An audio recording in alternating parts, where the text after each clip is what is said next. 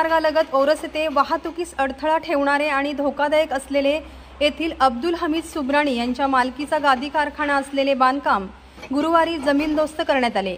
ही कारवाई महामार्ग प्राधिकरणने पोलीस बंदोबस्तात केली। महामार्गावरील धोकादायक वळणावर अनधिकृत असलेल्या या अवैध बांधकामावर अखेर हातोडा पडला। हाय व्होल्टेज मुख्य विद्युत लाईनच्या खाली महामार्गालगत ओरस बुद्रुक सर्वे नंबर 37 हिस्सा नंबर 33 या क्षेत्रामध्ये सुब्राणी यांनी हे बेकायदेशीर बांधकाम केले होते।